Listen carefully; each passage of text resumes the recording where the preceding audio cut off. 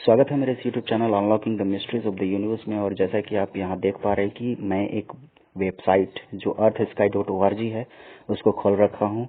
और इसलिए खोल रखा हूँ कि आज हम इस सब्जेक्ट के ऊपर डिस्कशन करने वाले हैं जो काफ़ी इंटरेस्टिंग है और इन्फॉर्मेटिव है। तो इसी तरह के ब्लॉग के लिए आप मेरे चैनल को सब्सक्राइब कर सकते हैं।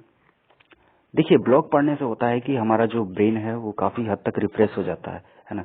हम दिन भर में जितने चीज़ों को या फिर अभी तक हम जितने भी फालतू चीज़ें हैं वो अपने माइंड में भरते रहते हैं, सोशल मीडिया के थ्रू, फेसबुक के थ्रू, इंस्टाग्राम के through.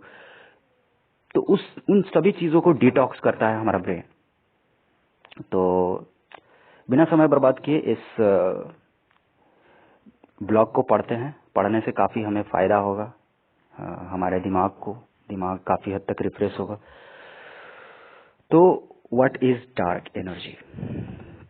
Dark energy is one of the great unsolved mystery of cosmology. It's now thought to make up 68% of everything in the universe. तो जैसे कि आप देख पा रहे हैं कि हम डार्क एनर्जी के बारे में अभी तक कुछ नहीं जानते हैं ना। अभी रिसर्चर्स भी अभी तक उनके बारे में मतलब almost nothing they know. Okay, जितना जानते हैं, जितना अभी तक रिसर्च हुआ है उसके बारे में अभी पोस्ट किया गया है इस वेबसाइट पे। और कहीं भी आप चले जाइए इंटरनेट पे, आपको इतना ही मिलेगा जितना अभी तक रिसर्च किया गया है। सो मॉडर्न रिसर्च के बेसिस पे ये जो ब्लॉग है इस वेबसाइट पे लिखा गया है ना। तो डार्क एनर्जी, जैसा कि हम जानते हैं कि ये अभी तक अनसॉल्व्ड मिस्ट्री है in the field of cosmology.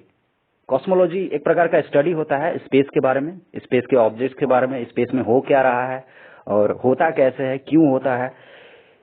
यानी कि हम समझ सकते हैं कि science of space is called cosmology. Okay,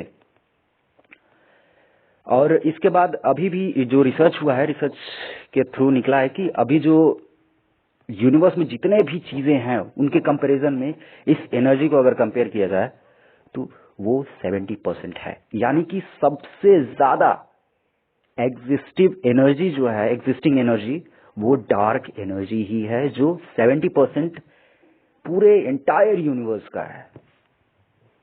तो आगे पढ़ते हैं। Dark energy is name given to the mysterious force that causing the rate of expansion of our universe to accelerate over time rather than to slow down. तो dark energy, आप जैसा नाम से ही suggest कर सकते हैं कि एक ऐसी, डार्क मतलब अंधेरा, एक ऐसी अंधेरी ऊर्जा जो अपने ही नाम से फेमस है, मिस्टीरियस फोर्स, जो हमेशा यूनिवर्स को एक्सपेंड ही कर रही है, करने को एक्सेलरेट कर रही है। अभी टाइम टू टाइम ये एक्सेलरेशन हो रहा है। जब से universe 13.7 billion years ago start हुआ था, तो उस समय से डार्क एनर्जी का कोई मतलब हम जानकारी ही नहीं, मतलब हम जानते ही नहीं थे पहले कि डार्क एनर्जी नाम का कोई चीज होता है। हम 1998 में इसके बारे में पूरी तरह से जानकारी हासिल करने लगे जब हम लाइट को ऑब्जर्व किए, है ना। लाइट, देखिए, स्पेस में हर वो चीज ऑब्जर्वेबल है जब लाइट ऑब्जर्वेबल है। मतलब light is very important part two study about space. Okay, तो अगर लाइट है तभी हम स्टडी कर पाते हैं स्पेस के बारे में।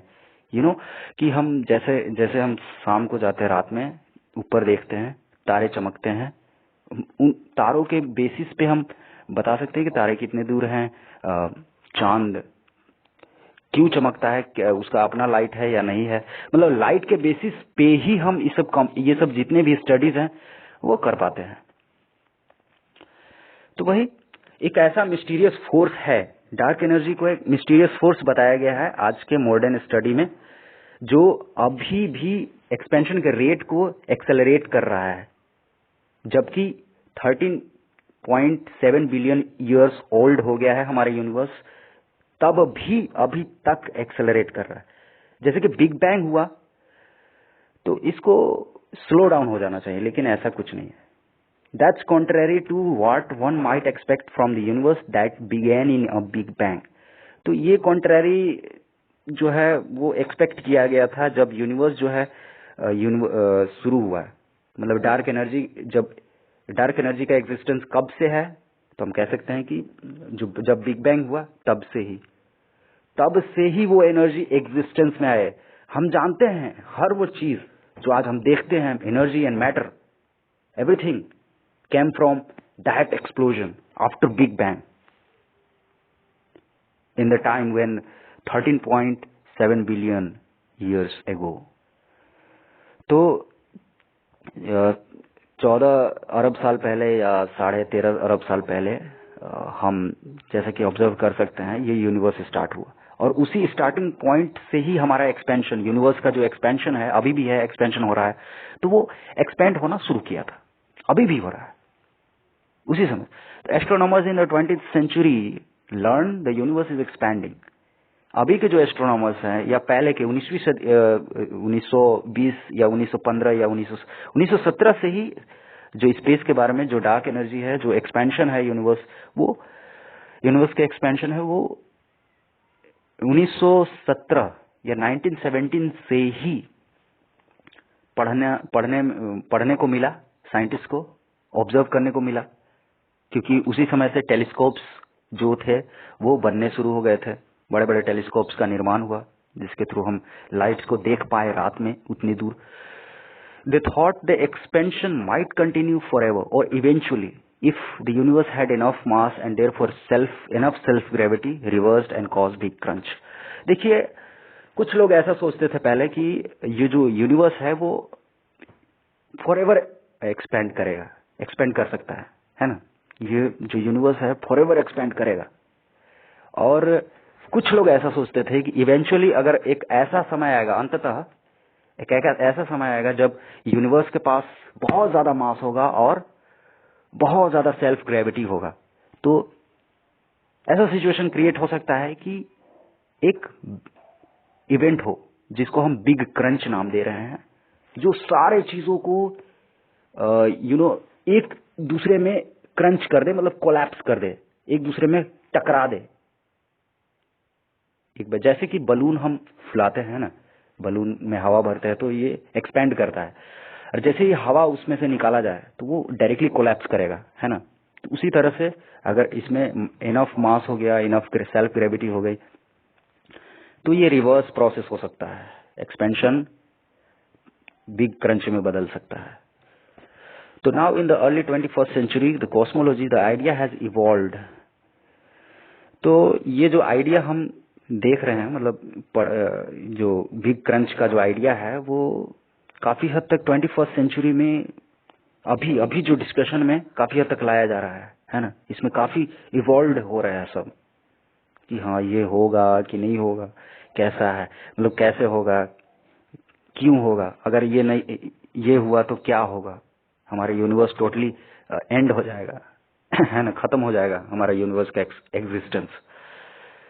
The universe is seen as expanding faster today than billions of years ago. तो जैसा कि आज आप देख पा रहे हैं, जस्ट उल्टा हो रहा है।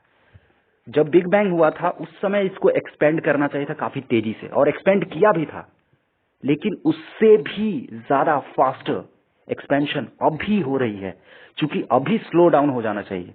इतना साल बाद, 13-13.5 अरब साल बाद यूनिवर्स को स्लो डाउन हो जाना चाहिए रेदर देन एक्सपेंडिंग फास्टर। ये बात तो हमारे गले पड़ती है कि हाँ, जब यूनिवर्स स्टार्ट हुआ था तो एक्सपेंशन काफी तेजी होगी एक्सपेंशन में, लेकिन अभी के समय में यहाँ रिसर्च को अगर सामने लाया जाए, रिसर्च के अनुसार अगर बताया जाए, तो अभी के समय में काफी तेजी से एक्सपैंड कर रहा है universe. What could be causing the rate of expansion to increase? क्या पॉसिबली क्या होगा? एस्ट्रोनॉमर्स अभी भी मतलब ये क्या बोलते हैं, अभी भी कंफ्यूजन में है कि क्या हो सकता है आखिर, कि इस चीज को एक्सपैंड कर रहा है काफी faster and faster. Astronomers now sometimes speak the repulsive force as possibly way to understand it. तो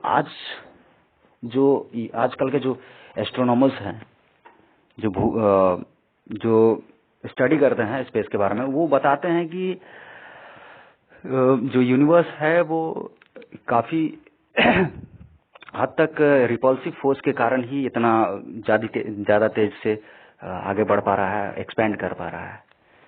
Up until the late 1990s, the most cosmologists believed that the universe did not have enough mass to cause big crunch. देखिए, अब इस चीज के बारे में मैं बताने ही वाला था, लेकिन यहाँ पे लिख चुका है कि 1990 से पहले, है ना, या फिर 1990 तक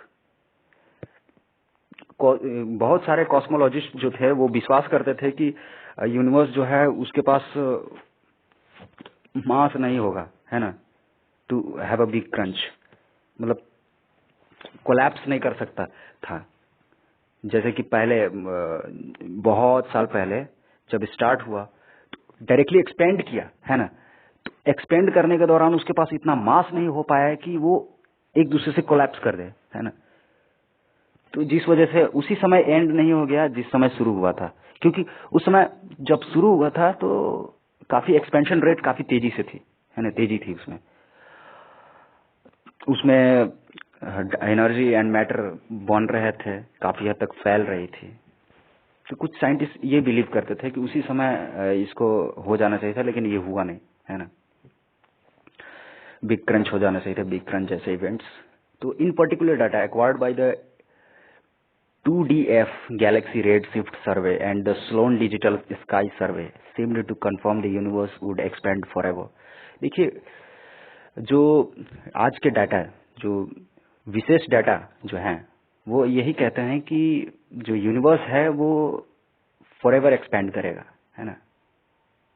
it seems like universe expands forever.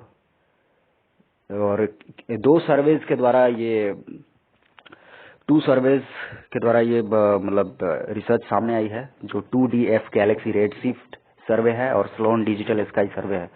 तो ये दोनों सर्वे जो है बोलते हैं कि यूनिवर्स जो है दिख रहा है, लगता तो है कि यूनिवर्स जो है काफी हद तक एक्सपेंड करते ही रहेगा हमेशा, albeit and slowing down the rate as the universe on mass and on gravity tried to pull it back. तो कुछ ऐसे भी एस्ट्रोनॉमर्स हैं, कॉस्मोलॉजिस्ट हैं जो बिलीव करते हैं, या इन दो सर्वेज के थ्रू पता लगा है कि यूनिवर्स एक समय ऐसा आएगा कि ज्यादा एक्सपेंशन होने के थ्रू वो ज्यादा ग्रेविटी और ज्यादा मास में ही इवॉल्व होके स्लो डाउन हो जाएगा और एक दूसरे में कोलैप्स हो जाएगा, है ना. बिग क्रंच का इवेंट आएगा. कुछ साइंटिस्ट ऐसे बिलीव करते हैं. तो आज के लिए बस इतना ही, और मिलते हैं कल फिर से इसी टॉपिक पे, इसी वीडियो में, मतलब ऐसे ही वीडियो में. यहाँ से शुरू करेंगे the first indication. Okay, thank you for watching this video and stay tuned and stay curious. Thank you.